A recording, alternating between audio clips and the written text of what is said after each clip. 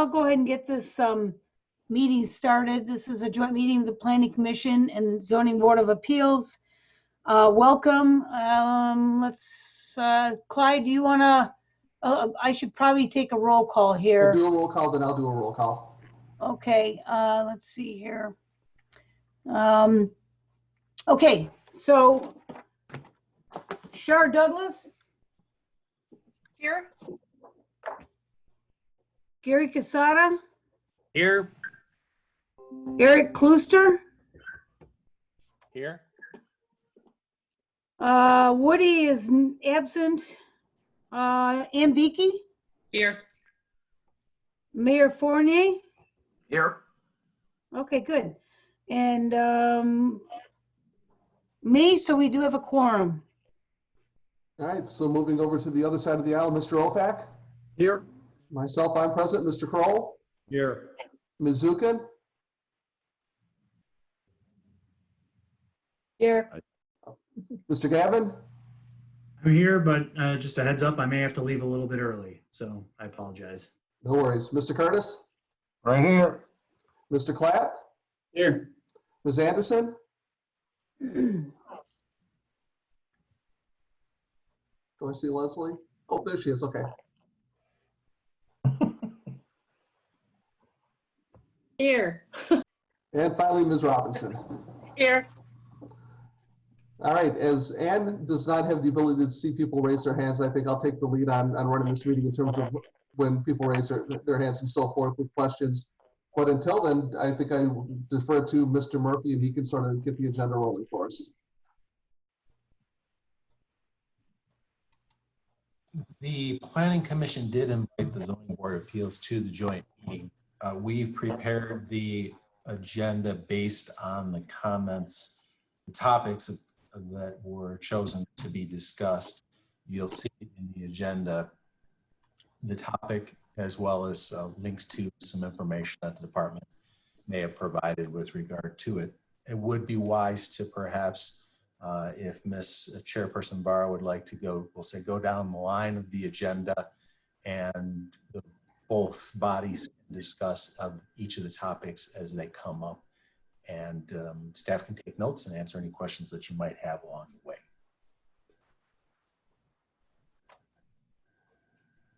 So with that, I'll hand it over to Ann.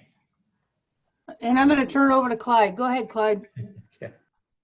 All right, so the first item that we've done the roll call.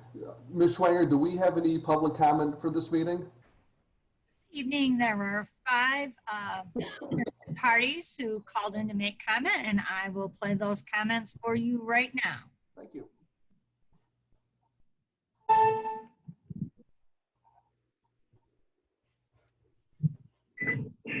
This is Charles Simchina. I just wanted to make a couple of recommendations on the process that's been used recently when making major amendments to the zoning ordinance on the initiative of the city itself. I commend the process of having the zoning board and planning commission meeting together, but this meeting was only posted on the 24th. And what I've noticed is, in spite of good intentions on planning commission members and zoning board members, many people have been appointed recently and don't have the experience from the past where public engagement on major zoning changes was encouraged even before text was written. Efforts were made to get the public involved and see what the public wanted, what the public needed, especially in different parts of the city. The process that's been used for several years seems to exclude the public. I doubt if very many people will be commenting today.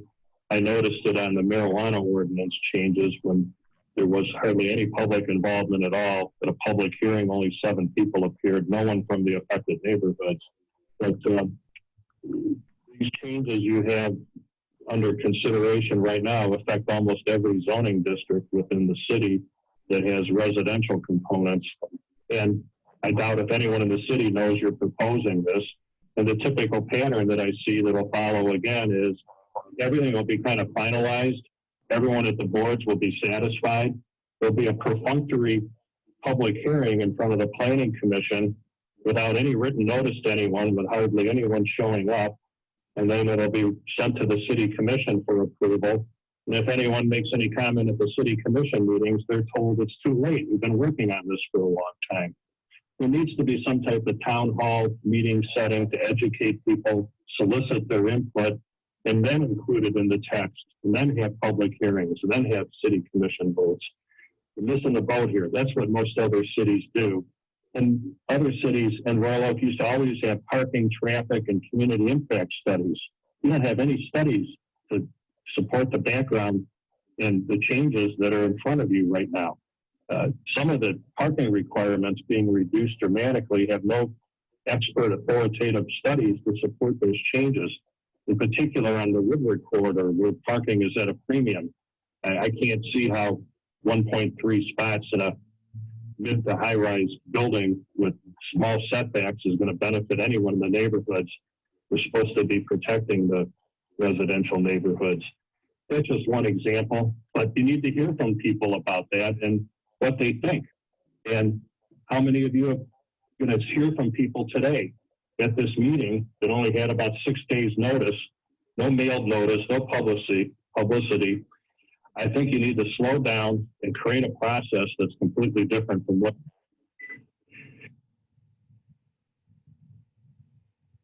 Hi, this is Mick McGuire calling. 4456 Arlington. I do not want you to lift any of the restrictions on adult use areas. We have enough issues with this marijuana stuff coming into our neighborhood as it is. And I do not want you to lift any restrictions on that to do with these massage parlors, tattoo studios, and anything that's now restricted. Leave it restricted, please. We don't need any more of that in our neighborhood. Thank you.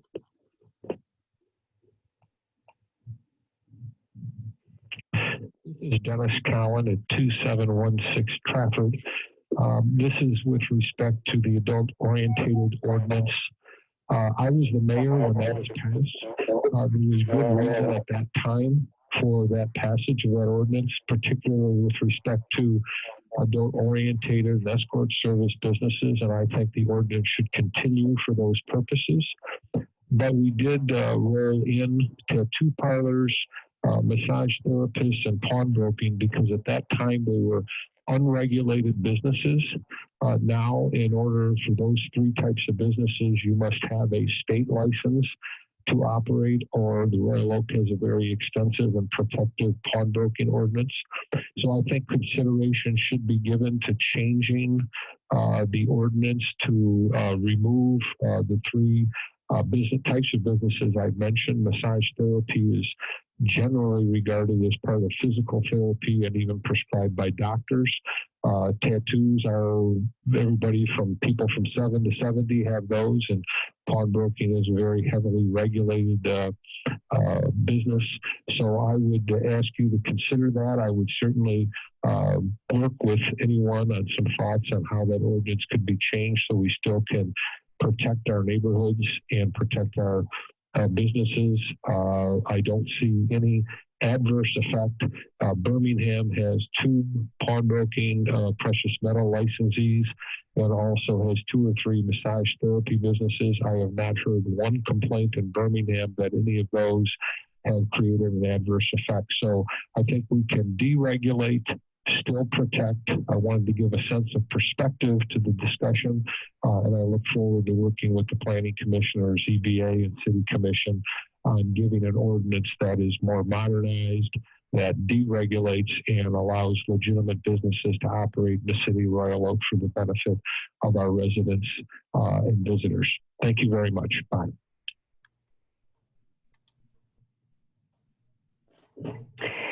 This is Eileen Gallagher, and this is regarding the marijuana shop at 14 Mile and Woodward. I don't think there should be any marijuana shops at all until the pandemic is over, and that there can be large community meetings about this, because this affects our neighborhoods and this is not a place where a marijuana shop should be. If there's anything, it should be in an industrial area, not anything bordering a neighborhood. Thank you.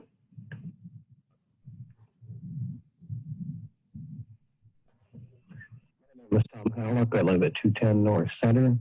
This comment is about lot sizes and also the plans of the Planning Commission at the behest of Mayor Fournier and Commissioner Douglas to change the zoning on Woodward Avenue to allow 5-story multifamily buildings on every single lot, which has many miles worth of changes. Also, that Commissioner Douglas has espoused being able to put multifamily on every corner in every neighborhood, in single-family neighborhoods. If you look at the studies that you have regarding the multifamily changes, et cetera, you have less than one handful of comments and input from citizens. You have lots of input from people who have vested interests in doing this in terms of studies. This is completely unacceptable. These are massive changes that need a full master plan and public input to do. What you're doing is deliberately trying to avoid doing a master plan and simply imposing what you want without public input, without people realizing what you are doing. To say that you have input is absolute nonsense.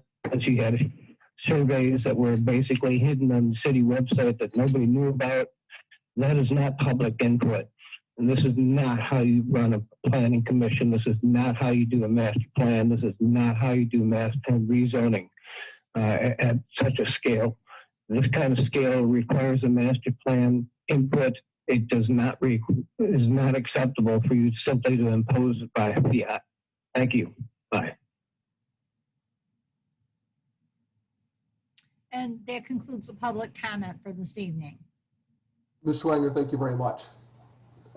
And moving right along, we'll start with our first discussion topic, which is item D1, which is the staff report from the August 13th, 2019 Planning Commission meeting.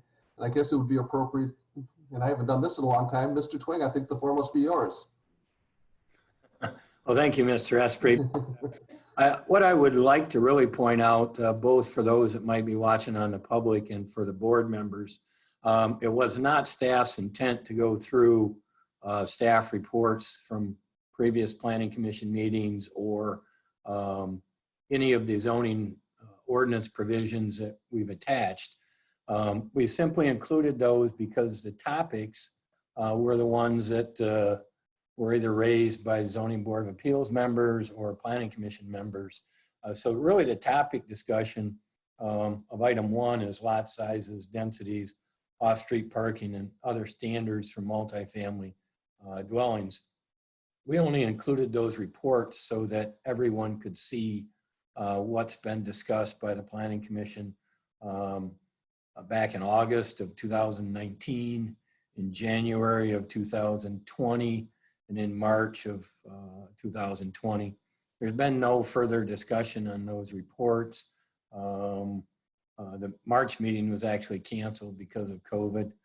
There is no intent this evening to ask you to go through those or talk about those. I guess what we're interested in is what areas or issues do either planning commission members or zoning board of appeals members have issue with the overall topic. Are there items that you're concerned with in terms of lot sizes, density, and so on? And that's how we would like you to approach these items. And items 2, 3, and 4, we've attached what are existing zoning provisions. So there isn't any suggestions in terms of changing anything this evening. So I'm going to kind of punt it back to the chairs of both bodies or Mr. Esprit to get input from board and planning commission members, and we'll try to answer questions of issues that board members raise. And I agree that that makes perfect sense. I just wanted to give you an opportunity if you had anything that you wanted to add before we started moving forward. So At this point, I think it probably makes the most sense. Everybody, I'm assuming, is looking at their agenda and they can see the various items that are being proposed to be discussed this evening. I guess I could just, start at 2A, and I'll just look for hands, and if anybody has any input or if they have any questions for anybody on staff and so forth, and I imagine we could just go item by item, and if nobody raises a hand, then we can go right past that item on to the next one. And I do see Mr. Kroll's hand. Yes, sir. Thank you, Mr. Esprit. I'll start out with lot size. And pardon, I don't watch a lot of the planning commission, so I don't know a lot of what's behind some of the things I'm asking. But lot size, it seems like we have large lot areas, and yet we don't really give them, there isn't anything else that goes along with that.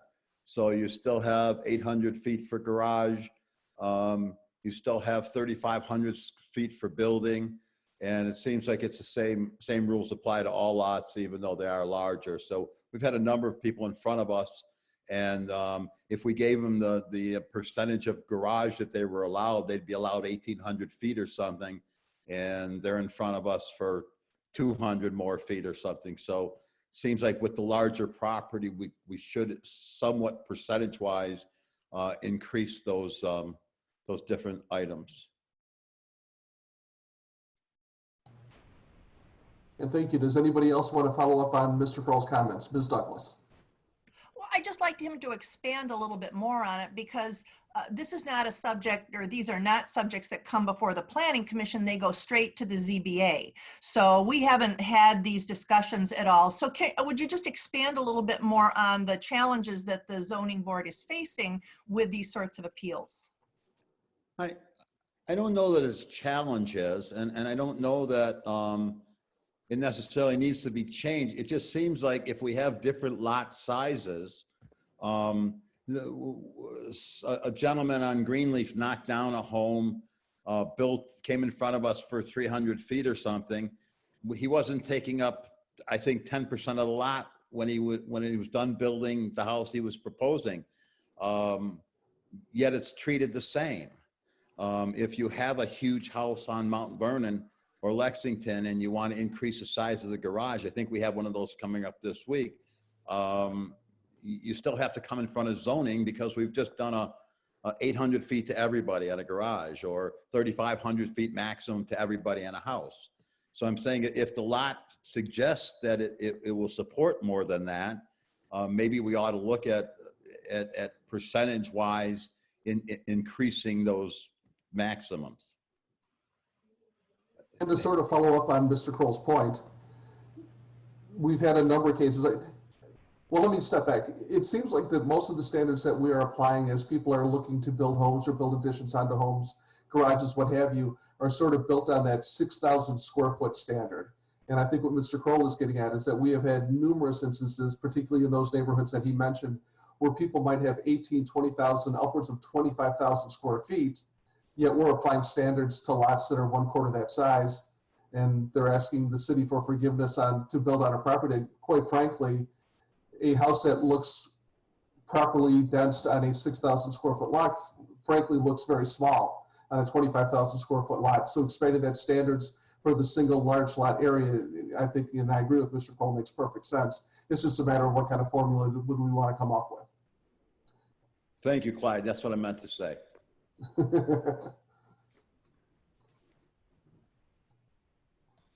Alan, did you have any thoughts in terms of, Mr. Kroll, did you have your hand up, sir? Or excuse me, Mr. Olfak. Thank you. I also agree that we often get, especially any houses in the Vincetta Boulevard area, always seem to have larger lots. But one thing that I've been trying to figure a way to get more involved in houses to be more sustainable and rural overall, and this may tie into this, because I know you can't require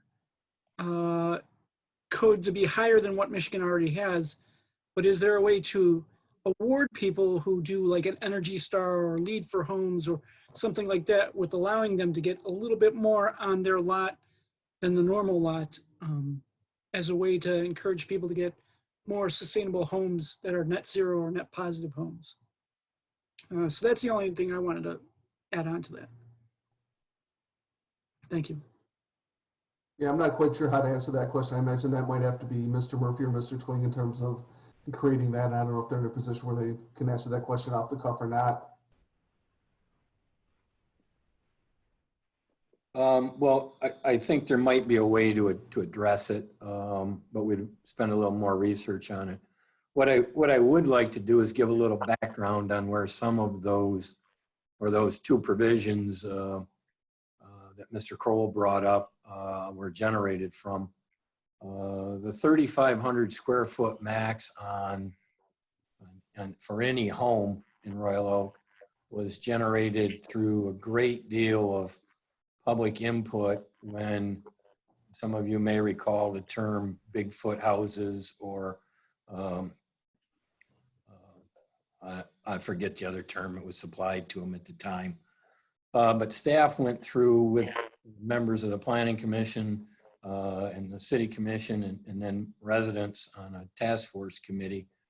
And we actually came up with an analysis of every parcel that's zoned residential in Royal Oak and applied a floor area ratio analysis to it to first determine what the ratios were for each platted subdivision in the city.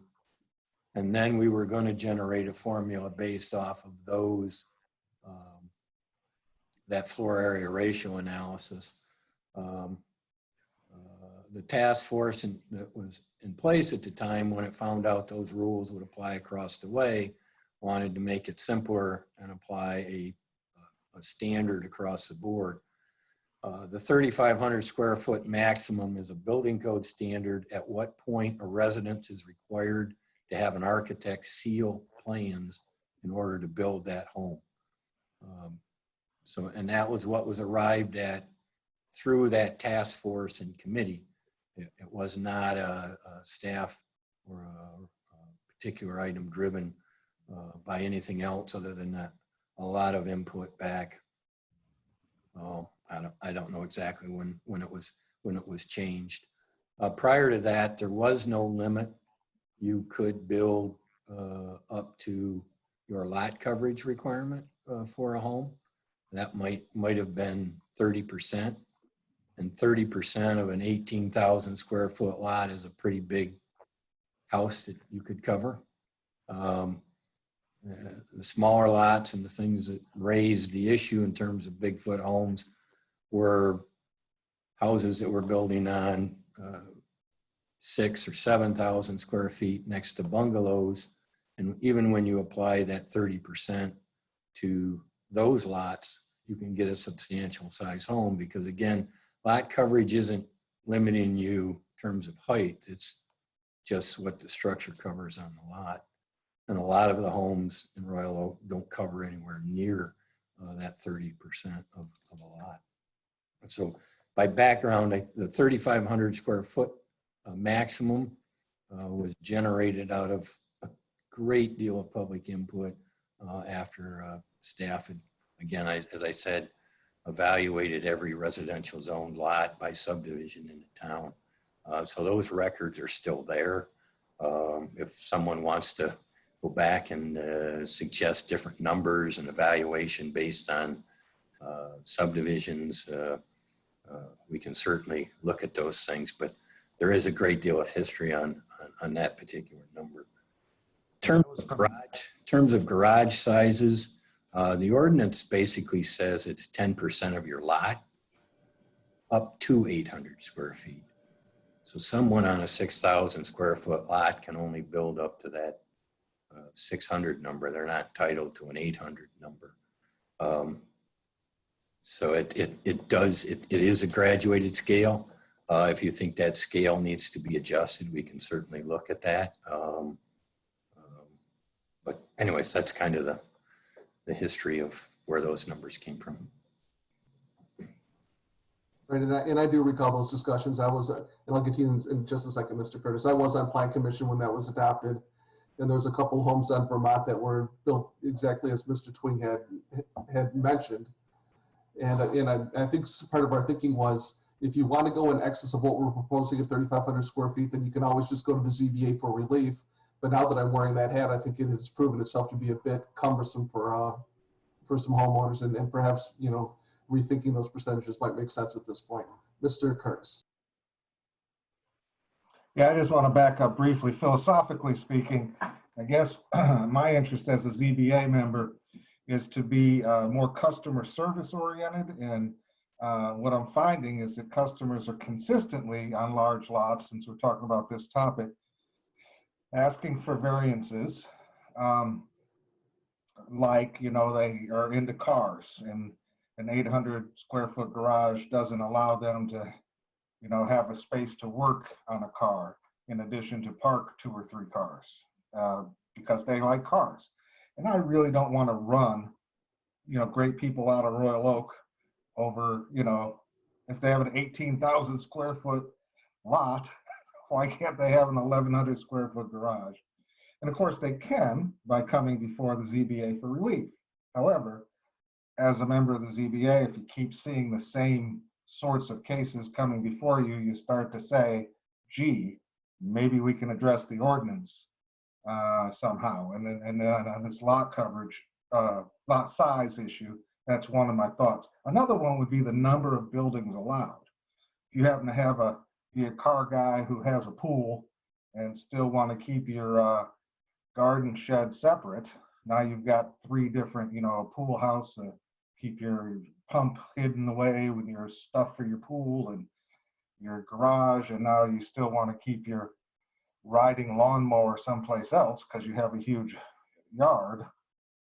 It's just another topic. And then again, these sometimes they're not necessarily zoned as large lots, but you might have 2 lots together. And if you have 2 lots together were considered individually, they would be allowed another little building. But now that they're combined into one residence, they're not allowed that building. But maybe those are specific enough that they should be left to ZBA and individual. But this this oversized garage, I think we're seeing a lot. So. All right, we've got Ms. Douglas and then Mr. Kroll, I think is what I see. So how big is this problem? And that question, there's 2 parts to that. One is, I mean, Mr. Twing, you know, who's forgotten more than most people in this room remember about Royal Oak. I mean, how many really giant lots are there that are potential sites for this expansion? And the other part of that is, how often is this coming before the ZBA? Because I think we need to strike a balance between, you know, rewriting an ordinance or just understanding that these are special cases and that inevitably they're going to wind up before the ZBA. Mr. Kroll. I think it goes a little bit beyond that, because to ask someone to spend whatever they have to spend, $700 to come in front of the zoning board to build a house that's 3,500 square feet, where a number of our neighboring communities, you don't have to spend any money to go build a 3,500 square foot house. If you have a 15, 20,000 square foot lot, you're meeting all setbacks and everything else. So then it becomes, in my mind, a little of our image and our brand. Do we not want people to come to Royal Oak and build 35 to 4,000 square foot houses if the lots will allow? I live in a neighborhood where there's many houses larger than that. So, and I think with the sale of our school property and the houses that have been built, the cost of a new home building in Royal Oak right now is at an amount that would suggest that people will be looking at us that want to spend more money on their home. So I personally think we ought to encourage that, not discourage it with a zoning board fee. Let me go to Mr. Klett, and did I see, is it Ms. Beakey? Is that how I pronounce it? Okay. Mr. Klett, then Ms. Beakey, then Mr. Olfak. I see. Yeah, we design a significant amount of single-family homes in our office, and I'm simply unaware of any other communities, not that that's right or wrong, that place that 3,500 square foot restriction on a footprint. Typically, it's lot coverage, setbacks that really dictate that. I mean, other communities have things such as open space coverage or maybe separation between homes that help to maybe condense the size of the house, but I've never really worked in a community with that kind of restriction. Even when it comes to, you know, outbuildings or accessory buildings, again, other communities may have when the lot size increases, maybe that can increase as well too. I know Rochester Hills, for example, if you're on 1 acre, maybe it can bump to this. If you're on 2 acres, you might be able to graduate up to 1,200. So there might be a sliding scale for homes that have a larger lot size for accessory buildings. Again, that's just a comparison of other communities that are around us. Thank you, sir. Ms. Binky. That ties in a little bit to my comment. Number one, I want to comment that I support what Anthony Ofak was saying earlier, and we've discussed this in planning, and I think also in the Environmental Advisory Board, is where are there areas, especially while we have interest in Royal Oak and people coming in and building, to improve upon the environmental factors going into these buildings. And I brought up a couple different times also in the demolition of buildings, why are we not requiring some reuse of materials, we have some leverage because people are interested in us, and I think we should look to use that leverage to improve the environment for many different reasons, not least of which is just our overall livability. And then related to the actual size of the buildings, both in multifamily as well as in single family, my biggest concern is setbacks and green space around the buildings, because again, as I brought up many different times, as when Royal Oak was founded in the 1800s, we were surrounded by forests and farmlands, and we're not anymore. And we really need to take it upon ourselves to utilize every inch available for environmentally sound practices within people's lots. And I think having better setbacks and requirements, not just for driveways and such, but actually for what kind of green infrastructure goes in, is something that we should explore strongly in these discussions. Thank you. Mr. Ofak. And actually, that's part of what I was going to be speaking about. Going first to Ms. Douglas's comment of how often this is, how much of a problem this is and how often it is. And Clyde, you can correct me if I'm wrong, but it's one case a month or every other month of dealing with this, with something with large lots. Is it a burden for us on the board? Not really. Is it a burden for the people coming before us? Probably, because they'd rather not spend the money to do it. But again, it's one of those things I could also see if we expand it, people are always going to come to us no matter what. So if we do some kind of graduating thing, we have to be mindful of how far is that, so that we don't all of a sudden have people on huge lots coming before us for a 5-car garage or something like that. That's the only thing on that.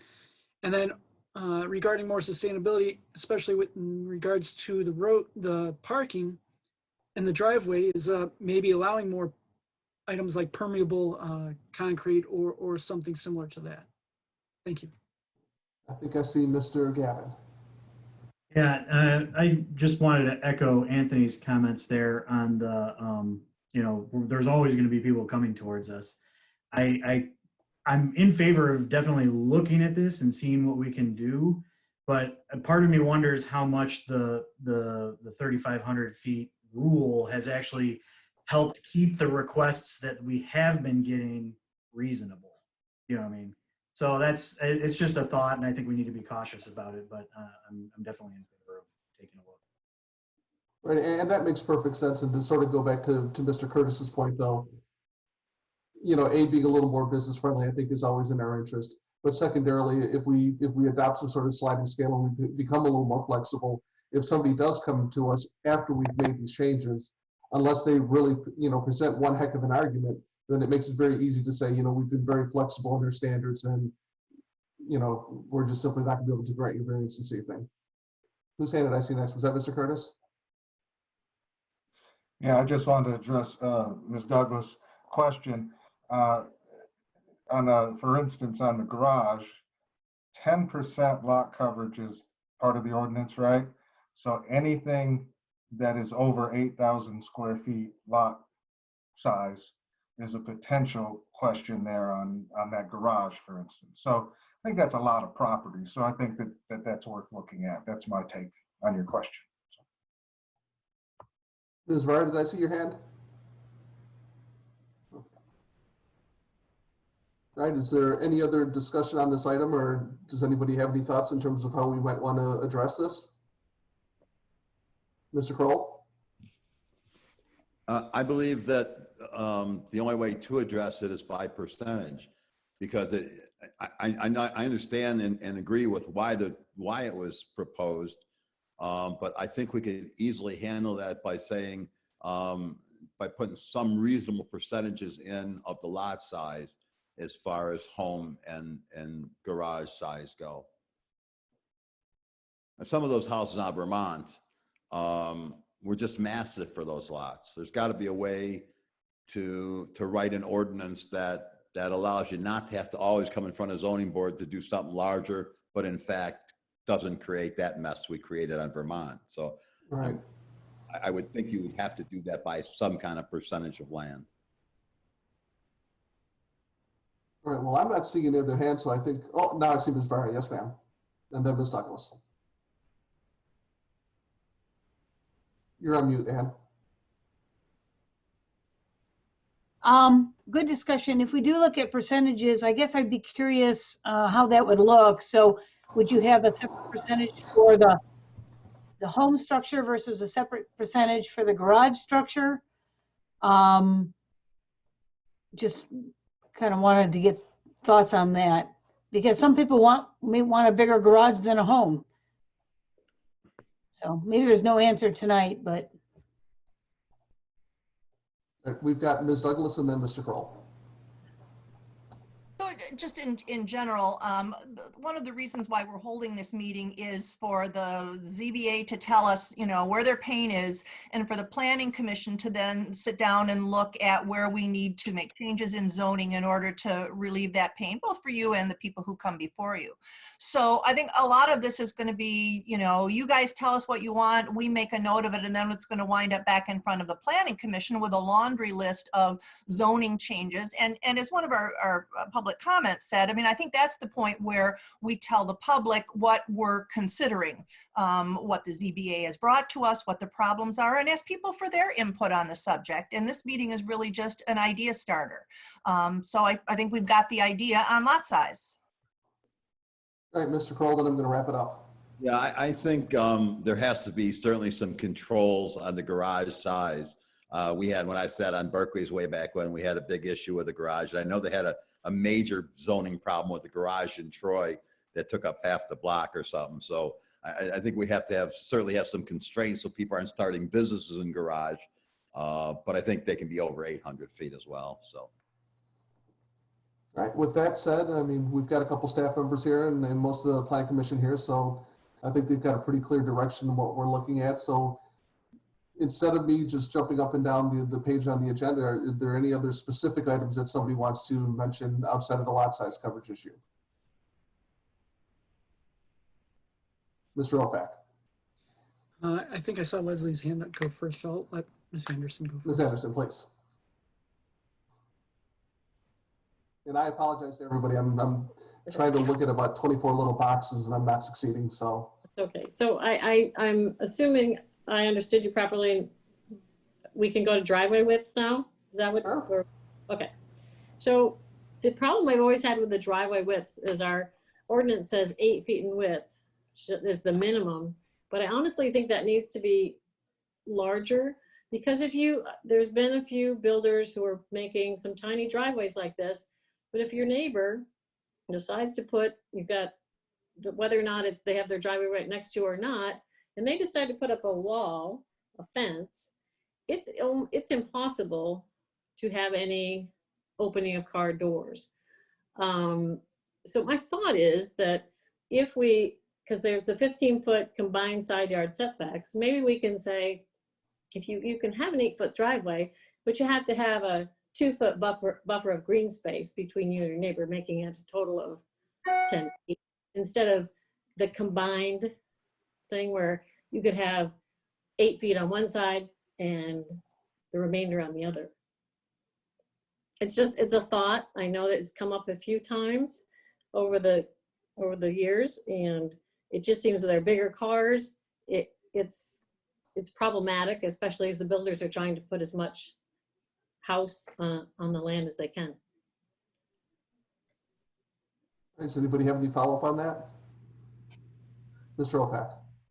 One thing that I did notice on a couple times on the developers that brought before us the squeeze lots is on at least one of those, the 8-foot was not wide enough for the people were complaining about a truck or whatnot, and it's granted that's their own use, but we know SUVs are the #1 selling, and trucks together are #1 selling and vehicles right now, and those are by no means thin.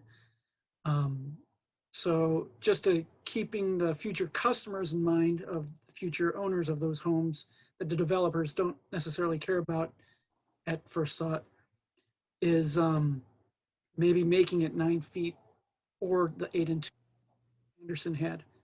I'm agreeing with Ms. Anderson on that thought process.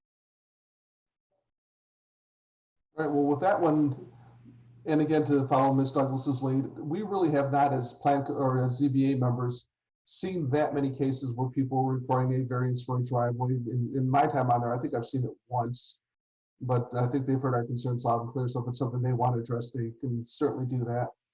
Are there any other topics of discussion that you see on the agenda that you'd like to jump where I can start moving down the line one by one if I see any hands? Ms. Beakey?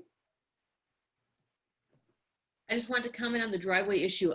I mean, I guess I would prefer to see it stay narrow, even though the preference for those large cars, because again, with small homes and that sort of thing, so that people can have the option of the 8 feet.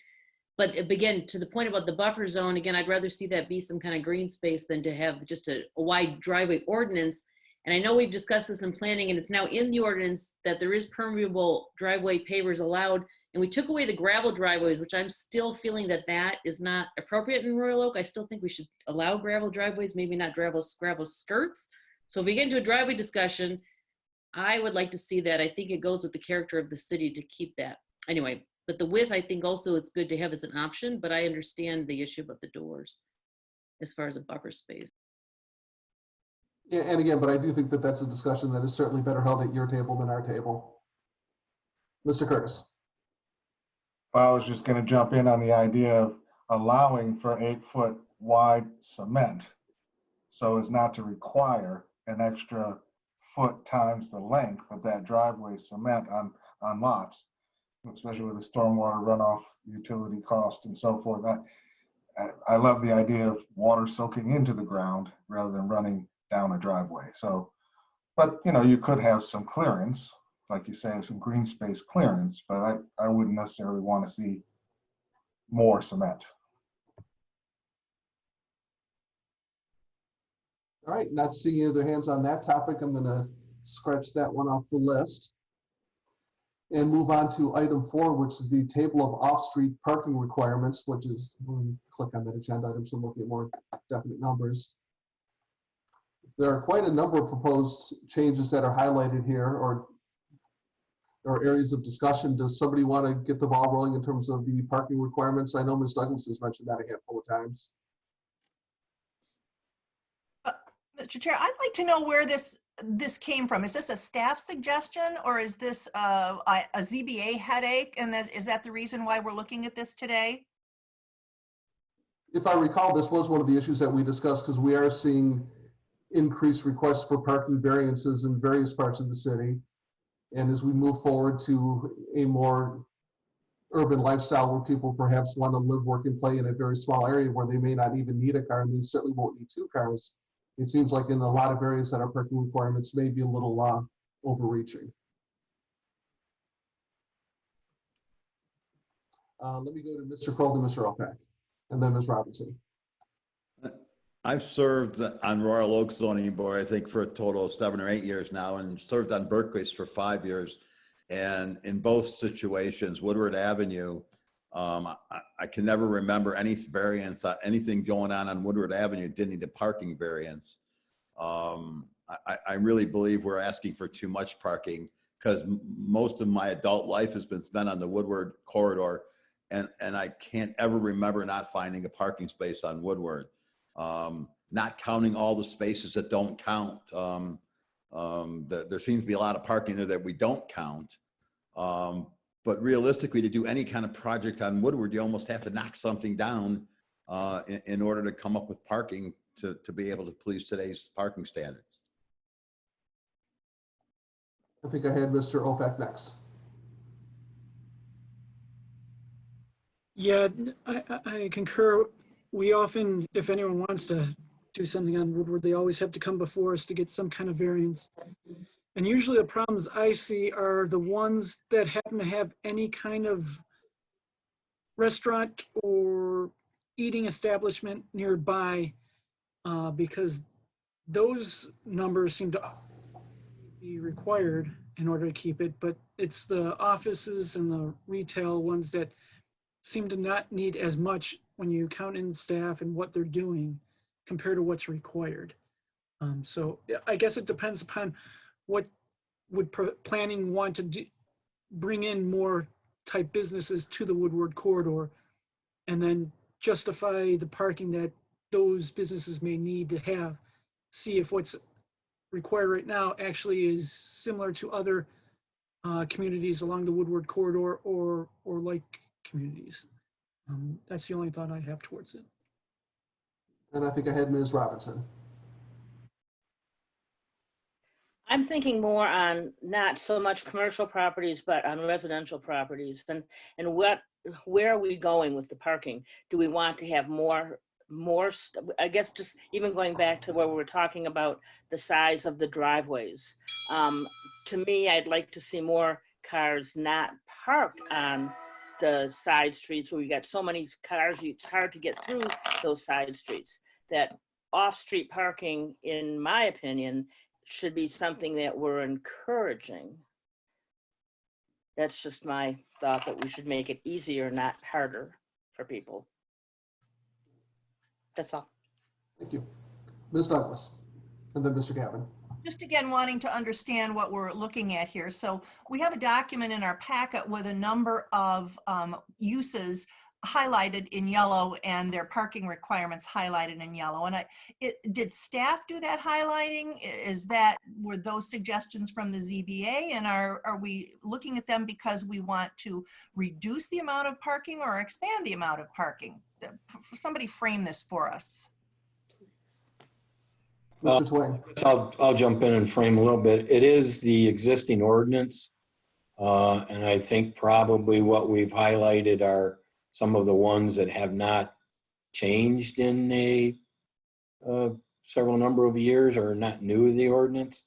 And they also may be the ones where you see the variances coming from, in particular along Woodward Avenue.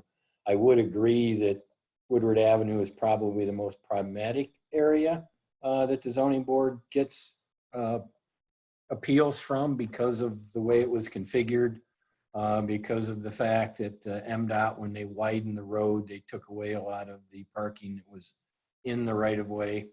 And then a lot of what's left, the standards for legal parking spaces. And MDOT, as the owner of it, it's their position that none of that should exist, and they don't maintain it. The city doesn't maintain it, so it kind of falls into a category of an unmaintained area. So when development occurs, the developer is required, or the new business owner is required to fix it or remove it if it doesn't comply. So I think that's kind of the issue with Woodward.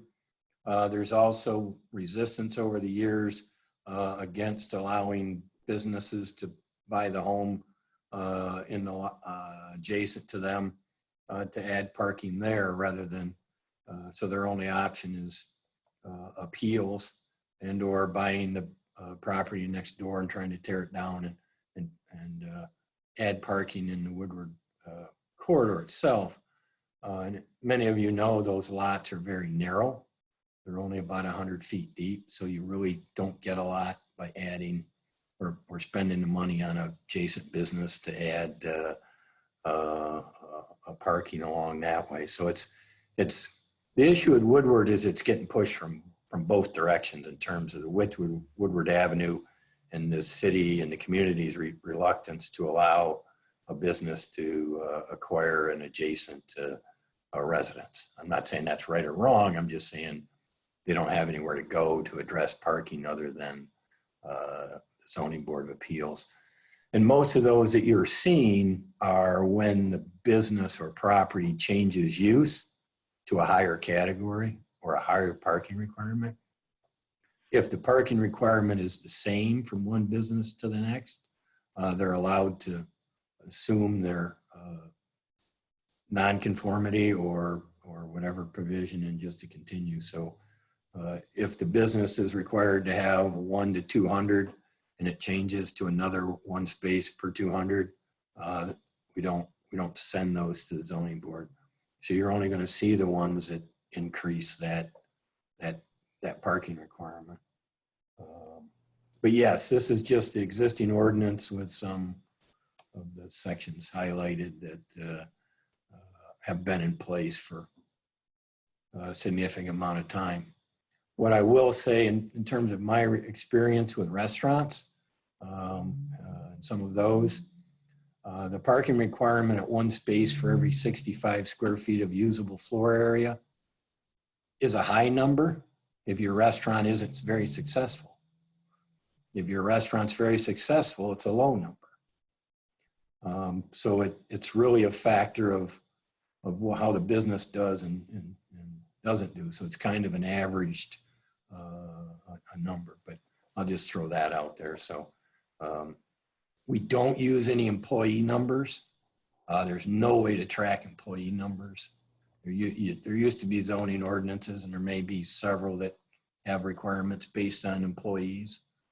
We've got rid of those a long time ago because there's just no way to verify or confirm parking based on employees, and those numbers change and go. So everything is pretty much based on square footage, usable square footage. Thank you, sir. And I guess I do have a question that I'd like to run by either one of the Plan Commission members or Mr. Twain. Are you already talking about potentially reducing the parking requirement in multi-family dense residential situations where you might have 10, 12, 15, 20 micro units where realistically every unit may only have 1 car? Is that already in the discussion phase on your end? Well, I'll jump in and then Planning Commission members can jump in as well. Yes, I mean, I think a lot of the multifamily projects that you've seen go around the city recently have been dealt with through planned unit developments, conditional rezonings, things like that, where the Planning Commission has the discretion to evaluate the development and make a determination on whether or not the proposed number of parking spaces being proposed by the developer are adequate. And they ask the developer to provide some support for their proposal. And yes, those numbers are under the 1 or 2 per every unit. I would say it's more in line at 1.3. I don't recall exactly, but staff did an analysis of all the prior multifamily residentials, and I believe it's in one of the reports that's attached to the packet, where we did compare not only what's been built recently, but what exists in town, going back to, we're not sure when it got built, but a comparison of how many units are in the building and a comparison to how many parking spaces are in their lot. And that analysis is also in the report. So yes, the Planning Commission, it's a long answer to get there, but yes, the Planning Commission is looking at evaluating what's an appropriate number of parking spots for residential, multifamily residential. Excellent, thank you. All right, does anybody else have anything that they would, okay, I'm gonna go with Ms. Beakey and then Mr. Gavin. I think when it comes to discussing parking and zoning, I think a couple different things need to be brought into the mix and how we think about this. And we've talked about this as Tim was just discussing, as we get different specific units coming forward. Again, we in Royal Oak talk about being a walkable community. I would like to think a bikeable community. Again, not every part of the city is the same because there's different areas. And along the Woodward corridor, we don't discuss it much, but I do think we need to start talking about a transit-oriented development where we have the fast buses and we have other buses, and there's more interest in travel up and down the Woodward corridor by transit. And also decoupling the cost of parking from the building, that if a person is buying a condo, they can opt to buy the parking or not, so that the cost is more apparent. But to Ms. Robinson's point, again, I'm concerned also, you don't want to spur a lot of off-street parking in residential areas by limiting parking. But I think at the same time, I think we have to think about what are our different zones? Where are our walking zones? When we talk about neighborhood businesses, don't we want to encourage neighbors to walk to those businesses or bike, not just park? And to that point, where is our bike parking? How do we make it easier to access by foot from the neighborhood? Sometimes we put walls up between the parking lots and the neighborhoods, and so to walk there, it seems illogical. You have to go around. We saw that with the redevelopment on the Catholic school up on Woodward. A lot of stuff was going up. They wanted to barrier with concerns for cars, but then where do the people walk into a business if they don't come by car? A lot of times the parking lot, you still have to traverse it, so the pedestrian is kind of set out of it. And all of that is to say, if we want to reduce parking, we have to encourage other means of transit and other means of movement at the same time. And if there are a lot of businesses that want to build and have less parking, I mean, I'm glad to hear that, but right sizing and having a mechanism to do so, I think, is really important. Because we do see, again, Consumers Energy says they have this whole parking lot and they only use 10 spaces. So different things have come up that demonstrate that a lot of the parking is not used. And lastly, I'd like to say, I know it's not in the mix now, but in many cities, shared parking. We now have 4 big parking garages in the downtown. We have lots of parking lots that are used maybe 10% of the time by churches or studios. Where's the mechanisms for shared parking so we don't have to have so much cement unnecessarily that's most of the time sitting empty? Anyway, that's some of the concepts I think we need to think about when we're thinking about these different issues. It's not just the number, it's about the overall value system and philosophy of what we're presenting and making things more functional.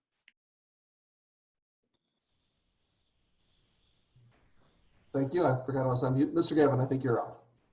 And it kind of segues nicely into my comment, which was I agree with many of the comments already made on the Woodward Avenue area, but one of the other parking areas that I wanted to bring up was near downtown, because we've had multiple parking variances come before us lately for businesses or well, in multi-residential, which I know is already under consideration, but that are near the downtown district, but technically outside of it, but are very close to the parking structures.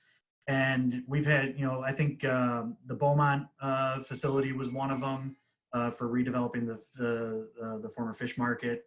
There was a couple right in there. And then the other one that comes to mind is the Baker College, where we had to consider the other parking structure was right near there.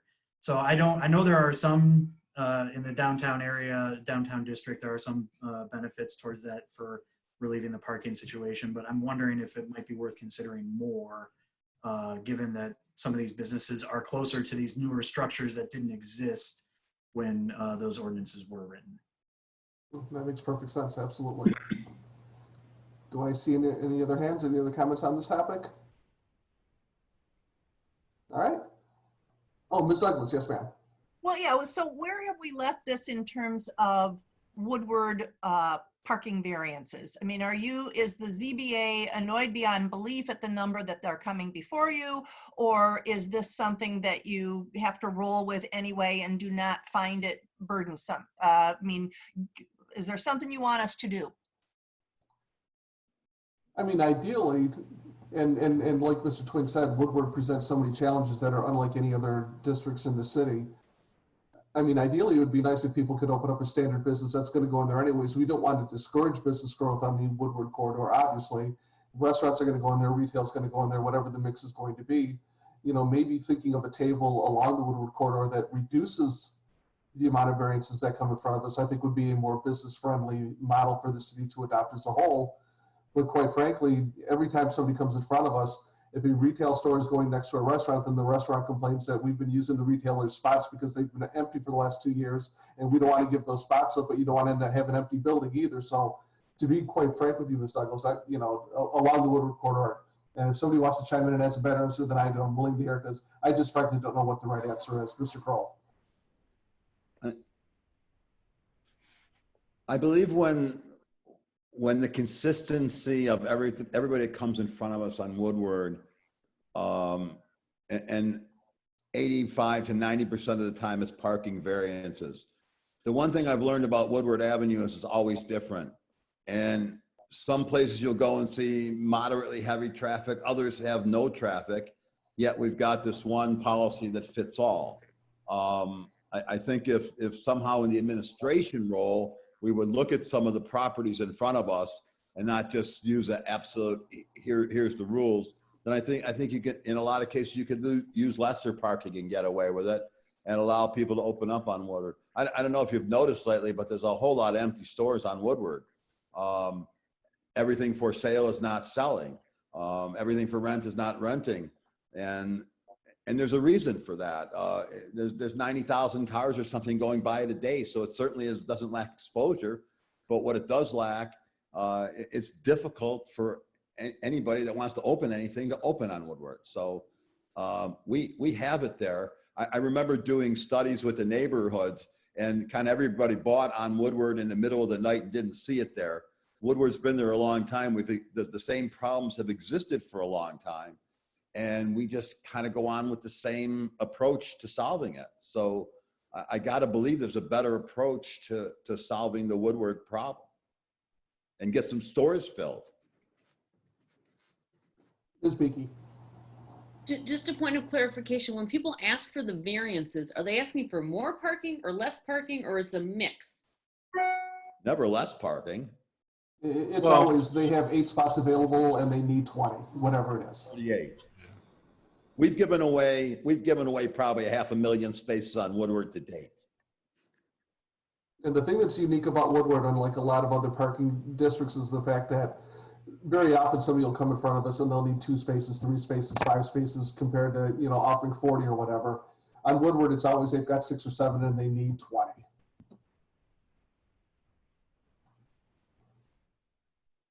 Let's narrow the road and get the parking back from MDOT. The only thing I want to add upon that is I know there's been a couple times where developers have come to us, as well as I know outside, have said, you know what, I can't even, if I don't get, there's no way I can develop this. And yeah, sometimes those developments, it's probably not going to be good the way that they do it, but other times it's sort of along lines of, okay, well, what are we missing by having the park too stringent for certain uses?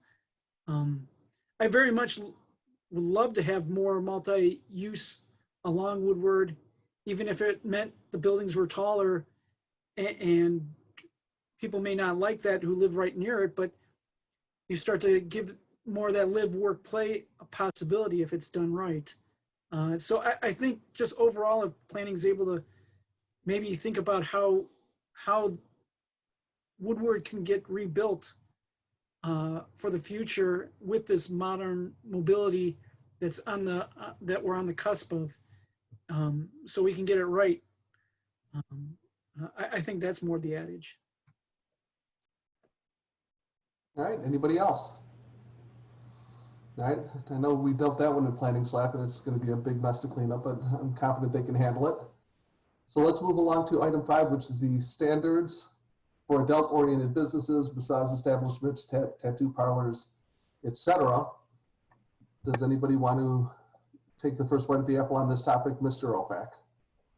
I know the one that has came before us a couple times, and after learning about it, you see nothing's wrong with that business, is the business of microblading, where basically they go and tattoo on eyebrows on people, and there's several businesses that have come before us and we've allowed it.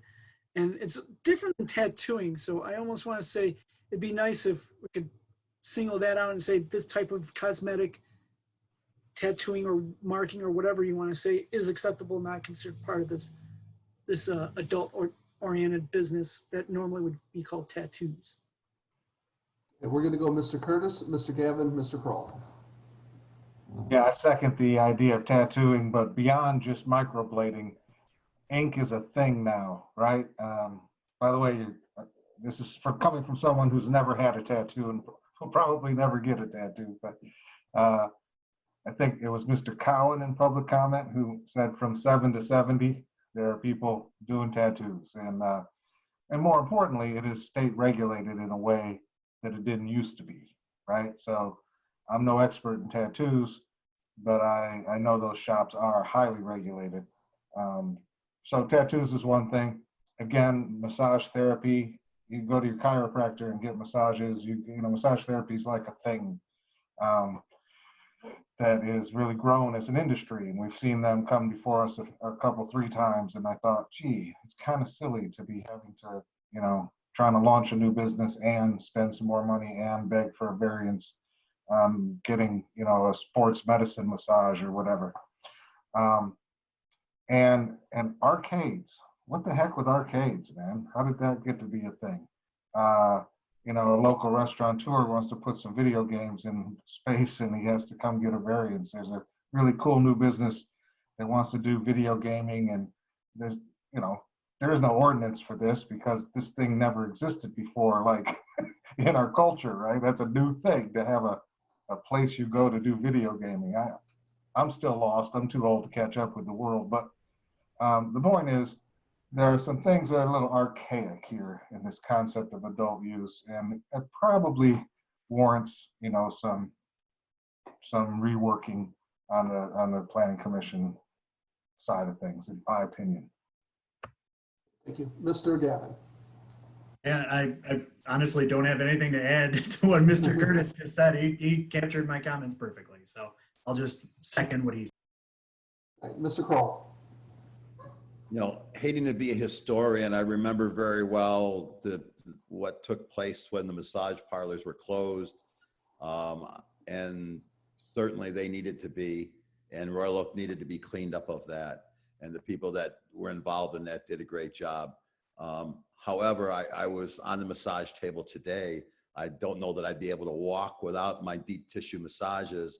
You know, there's no more happy endings, but there is massage, and I think it helps a lot of people. So I think we need to look at it more as a therapeutic than, you know, hooker house. So I would hope, I don't have really a passion for the other stuff because I don't do tattoos and loans and different things like that. But I think the massage is certainly a legitimate business today.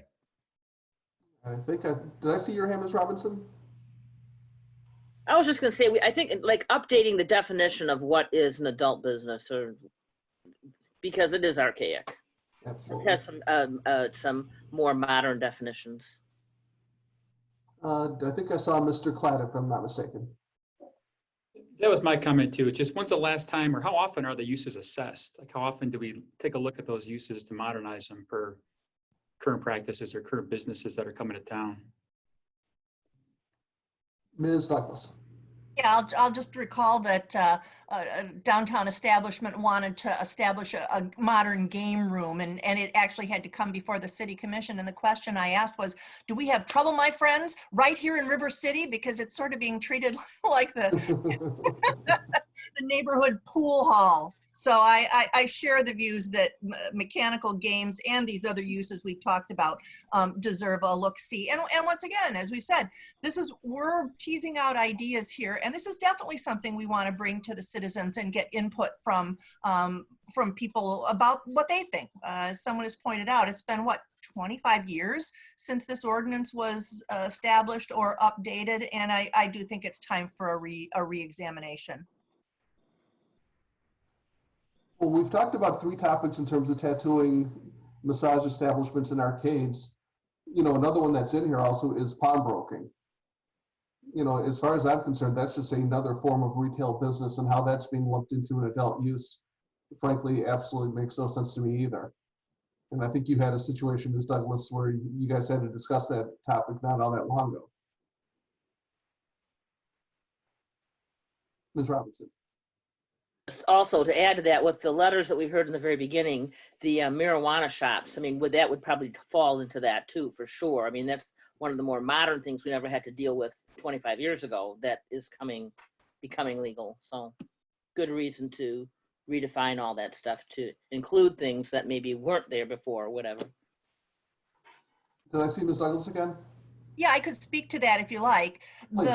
Because when the marijuana ordinance was being considered by the city commission, we had people say to us it should be classified as an adult business. In fact, the marijuana ordinance is far more strict than the adult establishment ordinance, extremely detailed with far more onerous requirements for the applicants. So we did give thought to that, but the commission agreed that that really should be its own separate section of the zoning ordinance. Mr. Oak. Yeah, and I agree with everything that's been said. The only thing I want to caution with the massage one is, and I agree, most of the massage places probably in Royal Oak that you do that stuff, and the other places are fine, but you still hear in the news occasionally, including I think last year Ferndale busted one for trafficking. So how do you write it to allow these establishments, but also keep on the fire to prevent stuff like that where human trafficking can occur from occurring? And I know that's a difficult balance to do, but it's just. All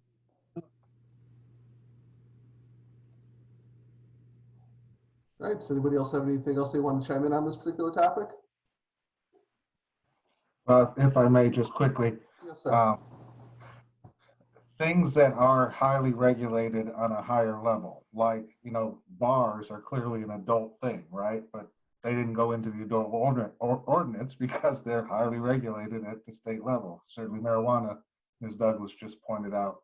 And I think, again, going back to Mr. Collin, who happens to be an attorney, pointing out the pawnbrokers, the tattoo shops, and the massage therapy are all things that are regulated on a higher level. So it really, probably at least that list, and maybe more, to speak to Ms. Robinson's point, there are things that have happened in the world since that ordinance was written that ordinance wasn't there to address. So, but thank you. I just wanted to point out that regulation topic. Well, hopefully the Plan Commission can sink their teeth in that issue and start crafting some things for the public's viewing. All right, is there any other comments on that topic? Ms. Zukin, do I see your hand? Oh, okay. All right. So then that moves us along to, where are we at? Item 6A, which is criteria for undue hardship and practical difficulty requiring petitioners to respond in writing. And actually, I think I'm going to hand this one off to Mr. Clack because he had some pretty interesting comments on this not too long ago. I brought this up when Mr. Murphy asked about topics for this meeting, and it just seems like in many cases when an applicant comes in front of us, it almost seems like a deer in headlights. So we ask, what's your hardship or practical difficulty?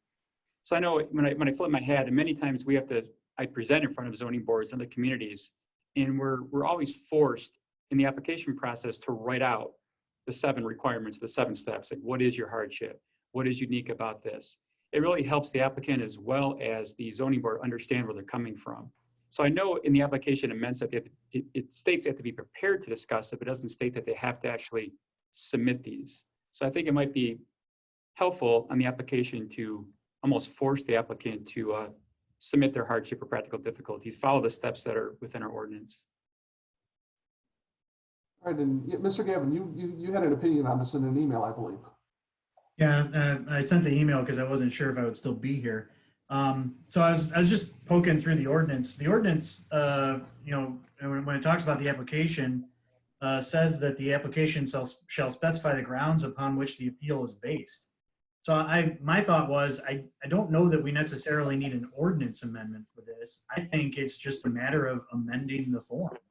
I don't know if there's a procedure for that, or if it's or if it's just a matter of administratively going in there and amending the form to put a box in there to do exactly what Mr. Klatt spelled out, because I think it's a great idea. The number of people that come before, like, I've only been on the board for, I think, 2 years now, almost. And the number of people that have come before us that are completely unprepared is honestly shocking, given the fee that people need to pay in order to even come before us. So that's only my thought. Mr. Twig. Well, from the administration standpoint, it's not a problem to add a box to our application and checklist requirement. We can point out and point out and point out to a petitioner what they should do and what they should submit. at some point, we either have to decide that they're not prepared and we're not going to put them on an agenda, or we put them on an agenda and let them show up in front of a board unprepared or with items that they should provide. So from a staff standpoint, I don't have any problem asking or requiring that they submit in writing what their basis for the hardship is. But if they don't submit it, am I not putting them on the agenda? And I just want to apologize. I didn't mean to imply that it was your job to educate these people and make them do that. That's not your job. Well, no, it is my job and the staff's job to let them know what they need to do and how they should go about it. We do give them suggestions. We and the Planning Commission's well aware of, I mean, I can show you what we start out with from a submission from the cutoff date to the date where we have to mail it out.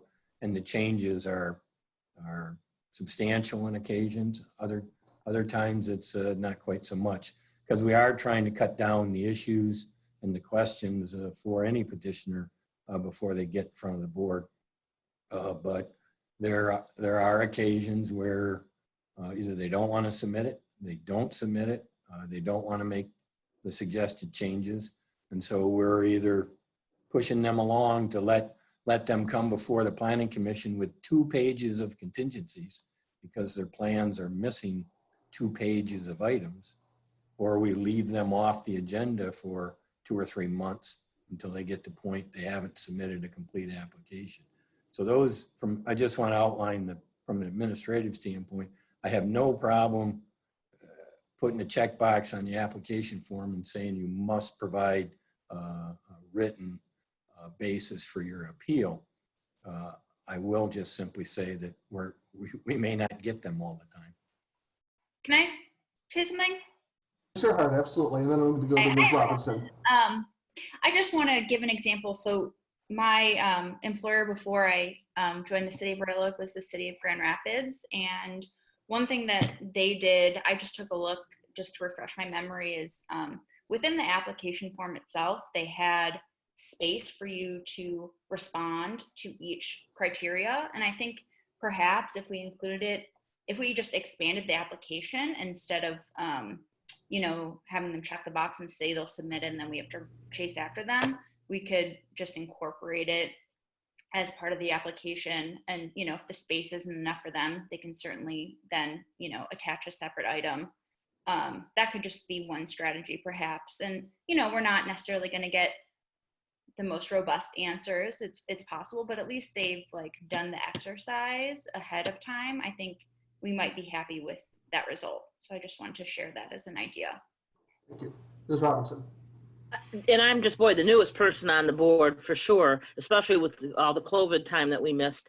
But I think on that application, I think it's a great idea that somehow we have to have a definition of what the hardship is. How many times have I seen it come through where the hardship is they have too many toys or something like that? They don't understand that the hardship has to be that runs with the land. It's the property that we're talking about, not a pocketbook issue or the too many toys kind of thing.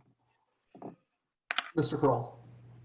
Yes, that was my thought as well. If we're not going to have a hardship school that administration is going to set people through, what we're going to get is a big oak tree in the way. Grandparents are old, living, we're going to get a bunch of things that have nothing to do with hardships or zoning laws. Actually, you have to pass all 4 of them anyway to get one. I think it's interesting to point out Royal Oak is probably a pretty difficult place to be a zoning board member. We have changed the rules so many times that we find ourselves in situations at time. I can remember one that a lot split that we turned down where they needed 2.5, I think there was 47.5 feet, not 50. And we were standing looking across the street at 40-foot lots. So a lot of what we land up doing sometimes is some common sense and looking at the area and seeing, because the laws have changed so many times, And we know, though, the one thing the real estate people never tell you is that you can't change your house. Many people come in front of us and had no idea that they couldn't. They bought the house with thoughts of changing it, and somewhere along the line found that they couldn't do that. So I think to have people check what their hardship is or practical difficulty, I don't know that we're going to be very far along unless we really have staff on top of it. And I don't think we have staff time to do that. Thank you. Mr. Opak, and then Mr. Curtis. I just wanted to let the Planning Commission know that the majority of problems related to this is people coming to us saying, oh, I have financial hardships, or I have stuff hardships, and that's why I need a bigger garage. So by having the ability to just have the criteria of what they need to, why they need these, what hardships they have, so they can see that financial is not an option, having stuff is not an option, might help some of these people realize maybe what they're doing is not the best avenue to go with that. They can still come towards us if they want, but that we don't have this struggle with them every time that it's these items. And the other thing that I feel, being on the board so many times, is, and I have full faith that staff well prepares these people, and some of these times people come before them and say, oh, I didn't know I had to do that, and then I all of a sudden got told I had to come before them for a variance, like fences, or one time some guy did a design on his garage, had it built over the weekend, and found out, oh, it's out of whack. Find that one a little hard to believe, but it's one of those things of, it would nice to be see, if possible, sometimes more the background behind some of the stories that we get told, so we know whether or not what we're being told is the truth by the people, or if it's something that they're trying to just float us by and be a quick talker to get what they really want. Did I see your hand, Mr. Curtis? Yeah, I was just going to revisit Mr. Klatt's original point is it's probably administratively to adjust the form. Ms. Sherhart says in Grand Rapids, they do it this way. Mr. Klatt sees it in various cities with his work. There must be some best practices out there that don't require the Planning Commission to have a vote to consider how to help with this problem. I will, however, revisit one thing Mr. Kroll said. There are realtors out there who tell people about the city ordinances, and there are at least 3 of them in this meeting. I just won't let that shot go. I forgot to mention you 3. I'm sorry. I sit corrected. Let's do Ms. Beakey, Ms. Zook, and then Mr. Klatt again. Just a point of clarification, does this issue come up on the variances and the hardships more with homes and homeowners, or with businesses, or equal is my question, just to get a little bit better understanding. Well, businesses tend more to be represented by attorneys, so they seem to be a little more prepared in terms of knowing the ins and outs of the process. I would say that residents more often than not come up in front of us and they're just clueless. They just have no idea what the process is or how to address it properly. But that's not the golden rule, but that seems to be the pattern. Ms. Zukin? Just in the defense of the realtors and as a lawyer, I just wanted to add that ignorance of the law is no defense. So if you're coming in and buying a property and you want to know if you can build, you're going to go look at the ordinance. And Mr. Klatt. As Ms. Shearhart said, I like the idea of having some space to write it out, because the application then feels incomplete if they do.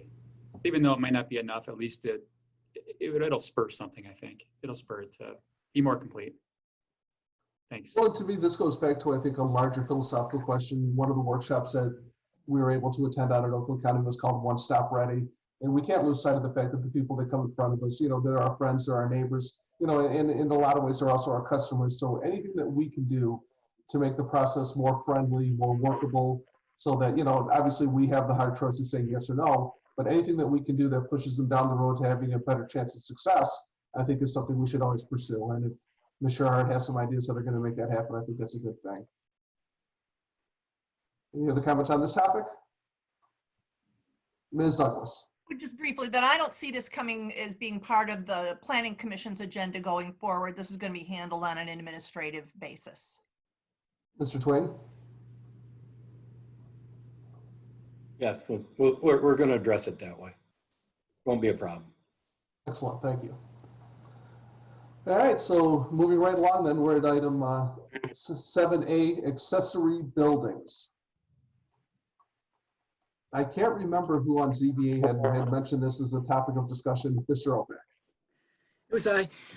Basically, what it came down to is a lot of the accessory buildings, they have a requirement, especially on garages for residential, of having to have some kind of mansard roof or type roof. My thought is of us trying to be more sustainable, that we actually allow accessory garages to have flat roofs if they're green roofs, or in some manner trying to encourage more green roofs within the residential usage and even commercial usage, besides the stormwater penalty of what you have to pay, of what stormwater you let go off into the sewage. One, green roofs are good for the environment and cooling down area, and plus just helps Royal Oak stay green. So the ability to get something in there to encourage that, especially since there's a lot of options out there, I think would be a good thing. Thank you. Thank you. All right, anybody else want to chime in on this topic? Mr. Clapp.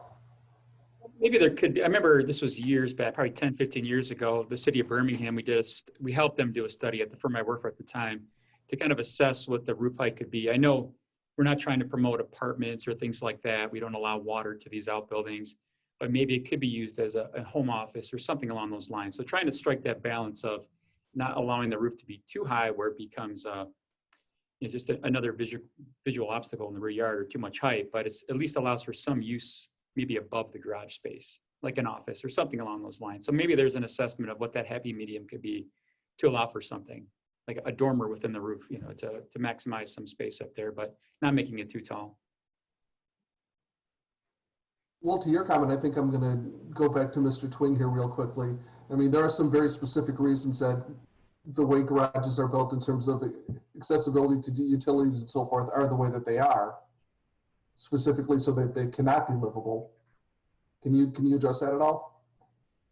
Oh, certainly the garage provisions or the accessory building provisions in terms of height and the provisions regarding utilities and the combination of utilities were generated again from community complaints and of where the existing provisions years ago, you could build an accessory building that was 2.5 stories, just like your house, and use the upper floors for residential, office, storage, and people were actually renting them out. And so a lot of the provisions that are in this section were put in there to prohibit some of those things from occurring. And that was community driven again. This isn't anything that's rocket science. It was put together in order to preclude second floors in detached accessory buildings in particular, in terms of the height and where that height was measured. So that was to stop that from happening. If you want to go the other direction, we can look at something, but if you do, and we can get into examples and we can try to write ordinances, but without getting too confusing in them. If you do an 1,100 square foot garage on a large lot, and I can do it at 2.5 stories, you're going to be able to live up there. So it's going to be just almost that size. So we can look at it and we can talk to the Planning Commission about that section in detail since it's been raised. But these provisions were specifically added to address the specific complaints that arose over the years from neighbors in residential areas. Right, and thank you for that answer. And quite frankly, I think the city on this particular topic, the way they addressed it those years back, I think they got that one right. I think the issues associated with accessory dwellings that were also livable created a variety of problems that the city had to address. And I personally think that, the city got this one right. Mr. Curtis. Yeah, I just wonder if a post-COVID world adjusts in a work from home age. Any thoughts about the culture today as opposed to back then when those complaints arose in terms of workspace? Just food for thought on that topic. Ms. Robinson, did I see your hand? I'm just agreeing with what Mr. Curtis was just saying. It's times change, things change. Ms. Douglas. Well, to me, this is a part of the larger question of accessory dwelling units. And I think this meeting is a good meeting for the Planning Commission to look at existing zoning that may need to be tweaked, but that subject is a much broader subject, needs to be part of a broader community discussion. I welcome Ms. Shearhart's presence here because if she's been a planner in Grand Rapids, they have an extremely robust and well thought out accessory dwelling unit plan, and I think we'll have to take advantage of her knowledge. Happy to help.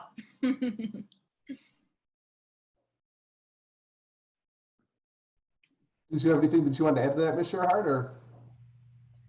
I don't think so. I think I moved to the city of Royal Oak right when they had actually made some more changes to their ordinance. I believe, the changes that they made to their accessory dwelling structures were part of a larger sort of affordability task force. But yeah, I'd be happy to help, but yeah, I don't have anything else to add. Excellent, thank you. So does anybody else have anything on this? All right, then that moves us right along to, Mr. Curtis, I'm sorry. Oh, no, I was ready to get to the best for last here. Oh, okay. Well, let me say it, then you can jump on it. Maximum permitted fence heights, side yards, and corner lots. Mr. Curtis. If you want to ask us what's a ZBA headache, we found it here on item number 8. Are you listening, Ms. Douglas? The 2 front yard setbacks on corner lots. It seems so arbitrary why somebody might get a variance and somebody else doesn't. I'm just frankly worried about the criteria that we are always trying to come up with a way to service customers on this discussion. And so I strongly recommend, suddenly the movie My Cousin Vinny, what was the scene? No, that was a different movie, A Few Good Men. I strongly recommend. Yeah, that's not how it works, I get it. But this ordinance is a definite headache on this 6-foot fence on the 2 front yard setbacks.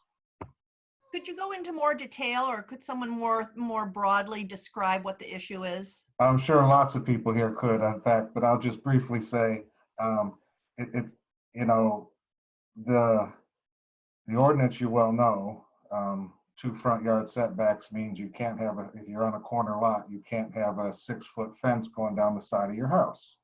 So, but people, want privacy and see it as security. And so if it's near a busy street, or how near a busy street, if it's near a late night business, or how near a late night business, people try to define their hardship, and it's really, really unclear. And frankly, my 2 neighbors across the way have it and I can't. Well, they put up the fence a long time ago and didn't ask, apparently. It's a problem. I'm going to go to Mr. Opek. I saw him first, then Mr. Kroll. Thank you. Yeah, I want to say the biggest problem that we see, that you could probably put in there a stipulation that corner lots along major arterial roads like Main Street, the 12-mile, 13-mile, Campbell, I guess Washington to a point, those we see as no problem always granting them before us. Where it comes into sort of a little bit of a disagreement amongst board members is because some of us prefer not to have walls like fences that go up for 6 feet versus understanding the privacy thing. And it'd be nice if, and give me just a quick second. Oh, I can't screen share. But Action Fence itself has a lot of options, and people use a lot of Action Fence of maybe higher fences that have more openness, either above threshold or within the pickets itself, so that yes, you have the added security of a higher fence, but you don't feel like there's a wall there. I think that might be more amenable if there was a percentage of openness for a higher fence on these corner lots. So that. I'm sorry, go ahead. I thought you were done. What? Go ahead. I interrupted you. I thought you were done. Go ahead, sir. Okay. And one last thing that's also, I would love to see on the sustainable side of the fencing is not allowing PVC or vinyl type fencing because of how bad that can leach out and be bad for the environment. If that was possible, to not allow those to be constructed. Mr. Crow. One of the interesting fence issues that we always have is that somebody's grandfathered in with a rickety old 6-foot fence, and they come in front of us, and our choice is to grant them this beautiful Action Fence or to let them keep the rickety old fence. Well, having a fence in disrepair is not in anybody's best interest, and we've seen that a number of times. So I think we've been pretty consistent at turning down most 6-foot fences, although I haven't always agreed with it, because most of the ones that come to us are on not necessarily just 12 and 13 mile, but streets like Farnham and places that get reasonable amount of traffic and that you are kind of exposed. So, but I wouldn't want to see a whole city with 6-foot fences. I mean, I don't think that's in anybody's best interest. Well, I'll chime in on this one, and everybody on the ZBA knows my feelings. Virtually every corner lot in the city where you have 4 houses on a corner, it seems like at least one of those corners has a 6-foot fence. Sometimes 2 people have a 6-foot fence. And the problem that I have with this ordinance is that so many people have violated the ordinance anyway, or their grandfather did previously, and then somebody comes in front of us for whatever reason. Maybe they just want to, I was joking with somebody who was turned down, maybe you just want to dance naked in your backyard. That's your business. But if you want a 6-foot privacy fence and your neighbor has a 6-foot privacy fence, and we already have such a preponderance of 6-foot fences all around the city anyways, I really think that we are being unfair, and I think we're being quite often arbitrary in our denials. And frankly, this is one ordinance where we could make a lot of residents very happy. Obviously, sight withstanding, the 45-degree vision triangle, you take all those thoughts into consideration, so it's still safe, but above and beyond that, saying no to somebody who's staring at one right across the street, to me, I think is just fundamentally wrong, and I think it's a major flaw in our ordinance. Mr. Twain. Just to bring up, everyone may be aware of this, but you're dealing with 2 different ordinances here. The fence ordinance itself is a standalone ordinance that has provisions in it. It relies back to the zoning ordinance on determining what a front yard is. But the fence ordinance is a standalone ordinance that isn't under the zoning ordinance. And there really is no non-conforming status granted to any fence. So the idea of a fence that's in disrepair being replaced, there is no status there that someone would get under a zoning ordinance for a zoning ordinance provision or a use. Very similar to what the Planning Commission serves as the Sign Board of Appeals. The sign ordinance is a separate standalone ordinance. And the city is simply, several years ago, chose to consolidate boards. There used to be different boards that would hear these appeals. The sign ordinance had its own sign appeal. It was rolled into a duty of the Planning Commission under the sign ordinance in order to facilitate staff time, staff reviews, and the staff involved in having to have 2 separate board meetings. And very similar, that occurred with the appeals that used to be heard under the fence ordinance. Those are given to the Zoning Board of Appeals. But there is no correlation under the fence ordinance to a non-conforming status. So just for your clarity, this is not a zoning ordinance provision in terms of the height of a fence. What it does refer to, though, is where the front yard is.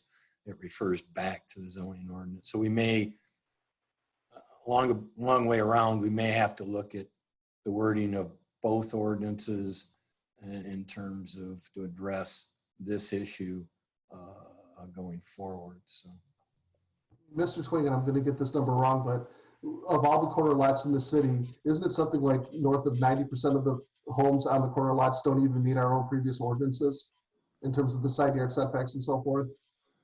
well, I remember some crazy number. The way the front yard is set up, if the lots are back to back, meaning they're the same width, then the corner lot is technically a side yard to the street, to the longer side.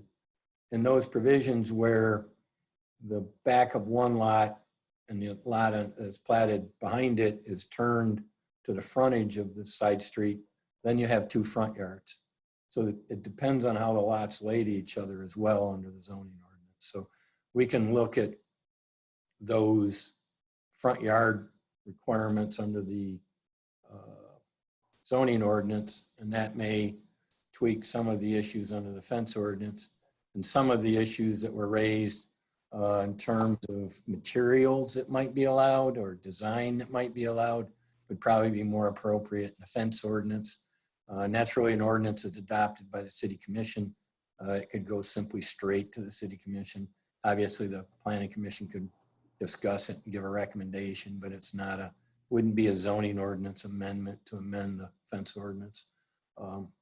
So I want not to confuse everybody with this, but there are two separate ordinances here that we're really dealing with. But that makes it a little more clear in terms of, what steps need to be taken to address whatever remedy we may want to pursue. Mr. Casado.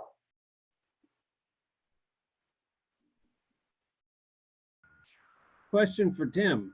Of course, we don't get these things in front of us at the Planning Commission. Is the standard for granting a variance the same as in the fence ordinance as in the zoning ordinance? No, I would not say that the variances are all wording's not the same. They each have their own separate criteria, just as the sign ordinance has its own commentary in terms of the zoning ordinance has specific standards that are put right into the state enabling legislation, and that's what we rely on.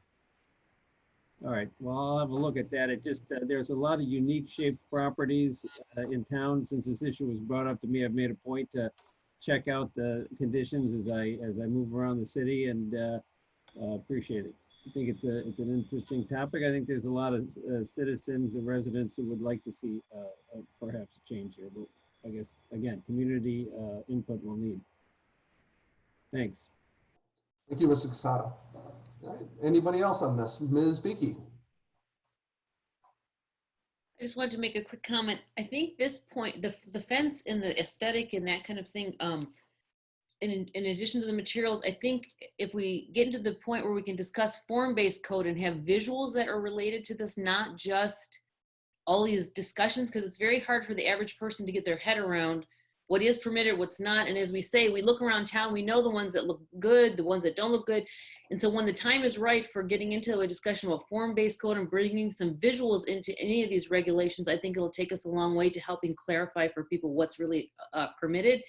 And if that can be done as a standalone activity or just related to this activity, or when we get to the point of doing a master plan, I really like us to look towards this issue of aesthetics again, and look at our different corridors differently, because I think it changes when you're in a downtown to a neighborhood business along Woodward, et cetera. But the fences and the aesthetic of that kind of brought that to mind for me.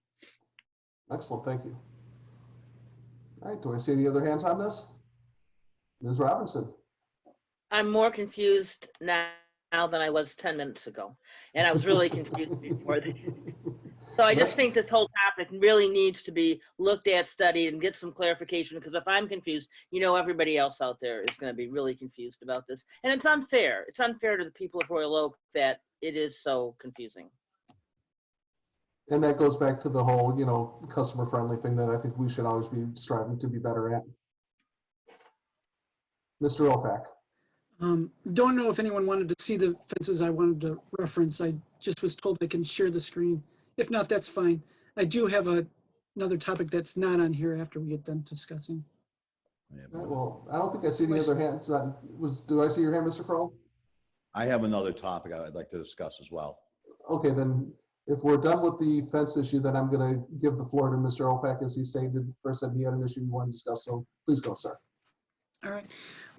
The one thing I wanted to bring on, and I don't know where it relates or whatnot, with us being Royal Oak and the great city of all these trees and whatnot, and seeing a lot of the old growth slowly come down, one of old age, two of development, it'd be nice if there was some kind of ordinance or requirement that if a tree of a certain size caliber was brought down due to development, whether especially in the residential areas, that it'd have to get replaced with a certain size caliber in its place when that occurs.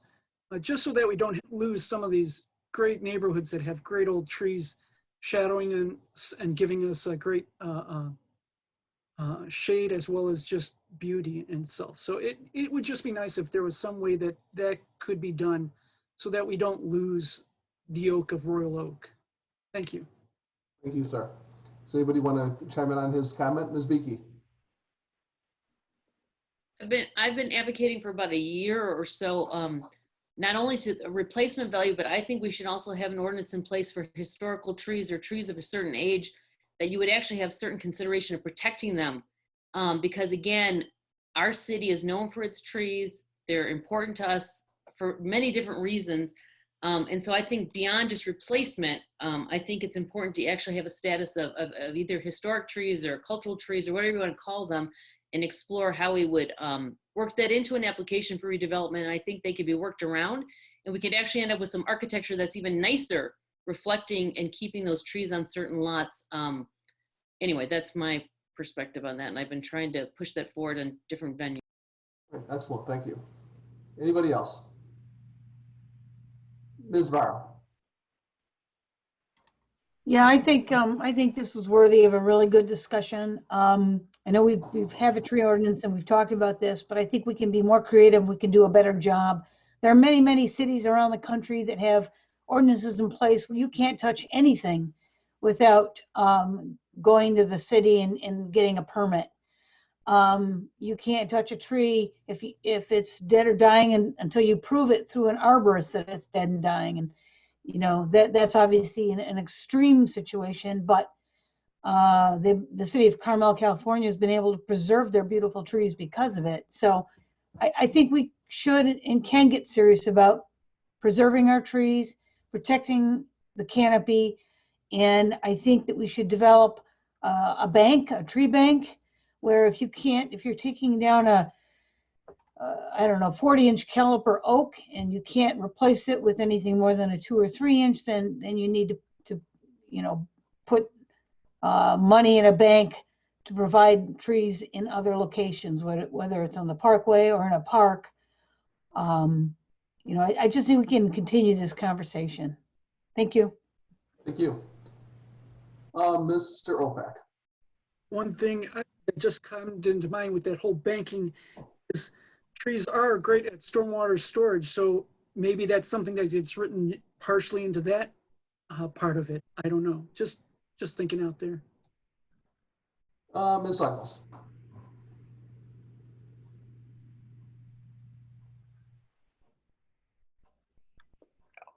Sorry. So we do have an ordinance that requires developers to replace trees, any trees they remove from a site, on a 2-to-1 basis. And the city commission just recently put into motion the necessary counterpart to that, which is establishing a tree fund so that if they can't put 2-to-1 trees on their site, they'll pay a certain fee into a fund. So we've got that set up for commercial development, and then it remains to be discussed as to whether we want to impose those similar requirements onto private developments. But at least we will have that tool available to us. Excellent, thank you. All right, any other comments on Anthony's topic? All right, then let's move along to Mr. Kroll. What's on your mind, sir? Thank you. At our meeting next Thursday at the zoning board, we have a property on 4th Street. One of the variances that they require is 7% because their garage is more than 50% of the frontage. I have a great passion for this because I live in one of those homes and I love it a lot. And for the 18 years I've lived there, I found out 17 years ago when Marie Donegan and Kevin McLogan came over and said, you have one of those illegal houses. And I spent a lot of money for it, so I was kind of concerned about it. And we've had a few of them pass through and they've lost. So I wanted to try to understand why this design is not allowed. Certainly there's some issues of safety. Yet I open my garage door and I can see forever in all directions. If I had a garage in the back of my house that I'd had to pass by my house, I'd have a lot more of a safety issue than I do with the house I have. I love the fact that that it offers privacy. I don't live in a front porch community. All of my neighbors live in the backyards. And by the way, this design affords me a nice deck and a nice backyard where it would be all garage like my neighbors have. So where did this law come from? As far as I can tell, it happened in the master plan 30 years ago, not 150, although it seems that long ago. And people didn't want the design to be different than the rest of the neighborhood. Well, my design, my neighborhood has all kinds of different architecture. Quite a bit of Royal Oak is 1,100 square foot bungalows. So I don't understand where this came from and why this law exists. It kind of reeks a little bit of design police. And by the way, I'm a great advocate of design police. But if we're going to have design police, could somebody please go tell the bead shop that's purple and lime green on Woodward right around the corner from my house that doesn't really look all that appropriate to the rest of us in Vincetta Park? So I would ask that we take a look at this. The application for this house that's going on 4th in a very shallow lot is a great application for this design. It affords an attached garage, which is a lot nicer than walking from the backyard in the rain or snow. It affords very usable square footage, and it affords property around it. So I'm not sure why we got such a bug up our ass for this design. And I'd really like it taken a look at. All right, Mr. Clapp. I think the whole idea is just to downplay the garage, to make the house more prominent. That's the real reason behind it. And I keep referencing other communities, but like, for example, in Birmingham, they limit the garage door size when it front faces. So it can only be 8 or 9 feet wide versus 16 feet wide. So that's the reason, just to make sure the house is more prominent than the garage, at least my understanding. Jeff, they have design police in Birmingham. And they're proud of it. We don't have design police, and we claim to be funky Royal Oak. Well, who here has the ability to say that design doesn't work? Well, I'm going to go over to Mr. Twing because I remember this discussion, probably 12, 15 years ago at the Plan Commission table.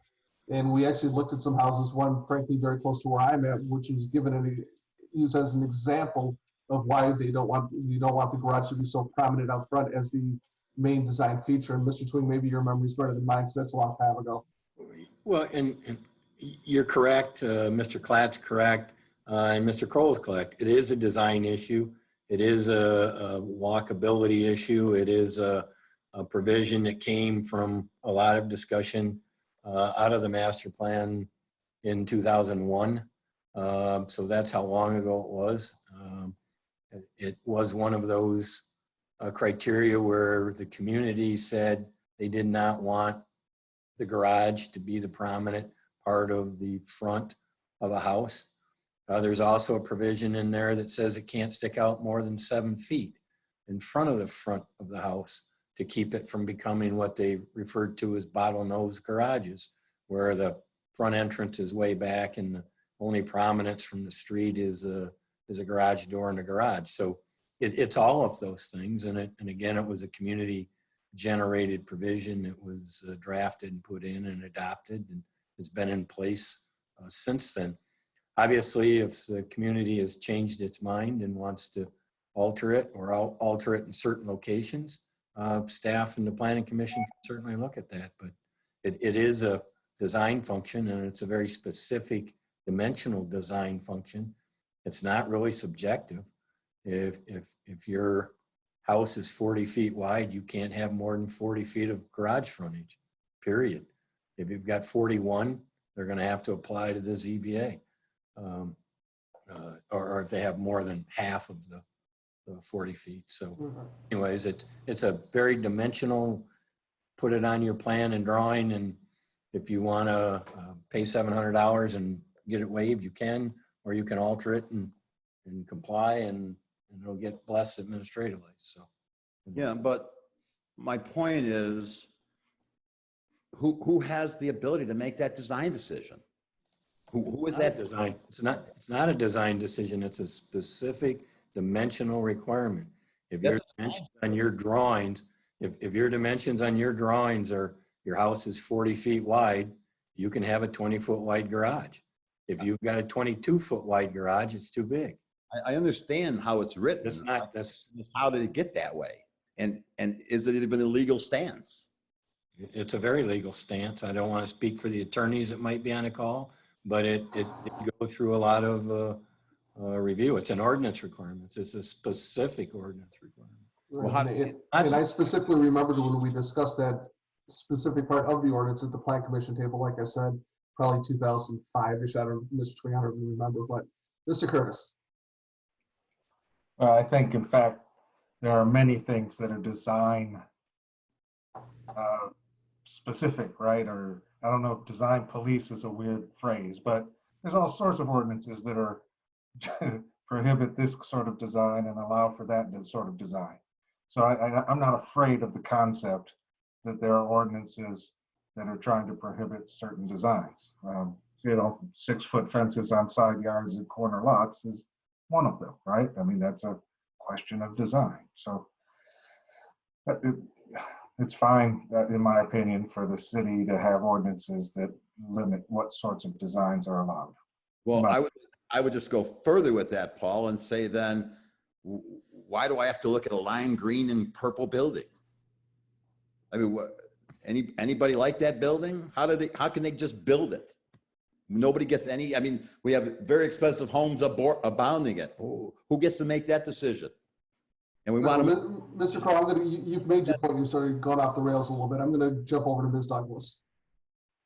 Well, I will say that your neighbor could paint their house purple and green and you wouldn't have anything to say about it because this is a private property ownership issue. But to your larger question, Royal Oak prides itself on being a walkable community, and what makes our streets walkable is front yards and porches and Halloween displays and people and activities, and streets full of garages are not interesting and are not suitable, are not part of the character of our city. And let's be careful not to differentiate between design standards and configuration standards, because what we're talking about here is configuration, the measurements. Design standards are a whole nother subject that we're not really dealing with here. Design is more like, is it brick, is it clapboard, is it painted, whatever. So we're really talking about more about configuration standards. And I think those are the feelings that motivated the citizens who, as Mr. Twing pointed out, had a great deal of input into our master plan and into the zoning standards that and conditions that we're dealing with today. Thank you. Mr. Opak. Thank you. And just to let the Planning Commission know, I can't remember how many years now I've been on the board, but I think it's like 7 or 8. In that time, this issue has only came up. This will probably be maybe at best the 3rd time in my time in it. So it's not a big issue. I think most people understand it and actually agree with this approach. I know developers are trying to push more to have the attached garage in the front. But I think also, if you look at many other communities, as Mr. Clapp brought up, Birmingham, most other communities around us do not allow more than 50%. So I don't see why we would want to differentiate ourselves and allow us to be that way and start to cut down on that walkability sense that that it sounds like the Planning Commission and the rest of us want to keep. So that's all I wanted to comment. Thank you. Excellent. All right, any other comments on this topic, Mr. Murphy? I'll perhaps end the conversation on this topic by saying that all upcoming ZBA cases, since the Zoning Board of Appeals is a quasi-judicial body, all decisions are rendered after all findings of fact are presented, including public comments. So any comments provided are not decisions for the future. Thank you, sir. Appreciate that clarification.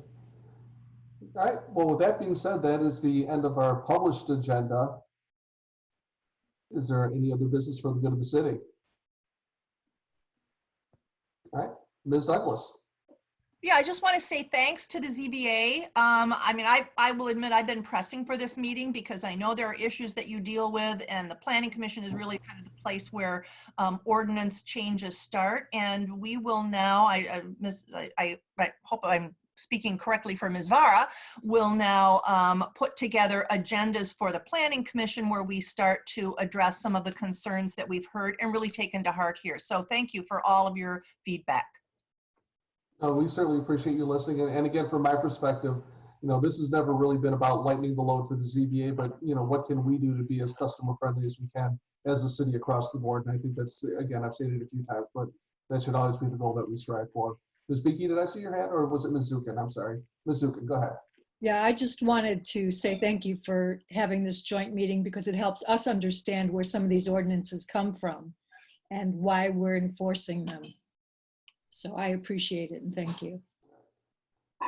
Mr. Murphy, can I just call for adjournment, or do you want a roll call? Oh, I'm sorry. My mistake. Ms. Vara, I didn't see your hand. I apologize. That's okay. I also wanted to add, I think this meeting's important, and not just for these two bodies, but for the public as well. I think it's good that we're talking and we're putting these issues out there. And if any public's watching, I think it's good for them to see we're doing our due diligence and we're giving the care that's needed to the decision-making process. So I think it's important to note that. Thank you. And that's a great point. I mean, some of the callers that mentioned that they're not thrilled with the process, this is just step one. There are so many more steps in front of us that have to happen as the ordinance get crafted and so forth. The Planning Commission, the City Commission, they can notice the public in terms of what changes may be coming. But, this is just step one of many. And I think it's a very important step to take. All right. So, Mr. Murphy, back to my question. Do you want a roll call or should I just call it? Nope, you can call it and Chairperson Vara can concur, and that will then cease both the meetings. Well, I am going to call for the adjournment. Ms. Vara? I concur. Thank you. All right. Everybody, thank you so much. It was a great meeting. Thanks, everybody. Thank you. Thank you. Take care. Take care.